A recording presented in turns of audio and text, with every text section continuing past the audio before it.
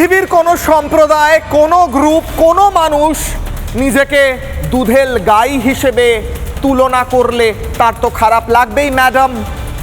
সেই ব্যক্তি বা সেই সম্প্রদায়ের তো খারাপ লাগবে যখন তাদেরকে রাজনৈতিকভাবে ব্যবহার করে তাদের আসল উন্নয়ন কিছুই করবেন না। রাজ্যের সংখ্যালঘু সম্প্রদায়ের মধ্যে অশিক্ষার হার সবচেয়ে বেশি। আপনার ইনফরমেশনের জন্য বলছি, মুখ্যমন্ত্রী মমতা বন্দ্যোপাধ্যায় হয়তো আপনার দফতরের আধিকারিকরা আপনাকে ইনফরমেশনগুলো দেয় না। আপনার ওয়েলউইশার হিসেবে আমি কিশলয় আজকে আপনাকে কিছু গুরুত্বপূর্ণ ইনফরমেশন দিচ্ছি, আপনি নোট ডাউন করুন।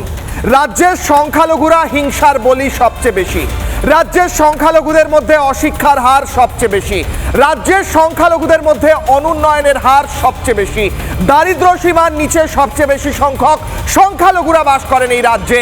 আপনি কি করছেন ম্যাডাম? মুখ্যমন্ত্রী নোট করেছেন তো? খাতায় লিখে রাখুন আজকের ডেট দিয়ে। আপনাকে এই ইনফরমেশনগুলো নয় আপনার আধিকারিকরা দেয় না, নয়তো আপনি জানেন কিন্তু আসলে তাদের উন্নয়ন করেন না।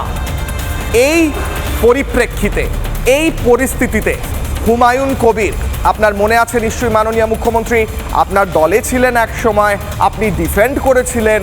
সেই হুমায়ুন কবির বলছেন আপনাকে চেয়ার থেকে টেনে নামাবেন।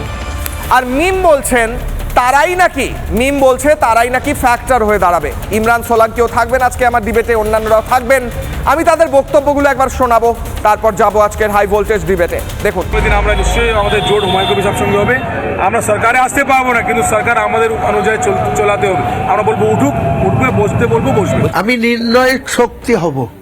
2026-এ হুমায়ুন কবিরের পার্টি ছাড়া কেউ একক মেজরিটি নিয়ে বাংলার রাজ্যপালের কাছে সরকার করার দাবি জানাতে পারবে না। আমি 135 প্রার্থী দেব।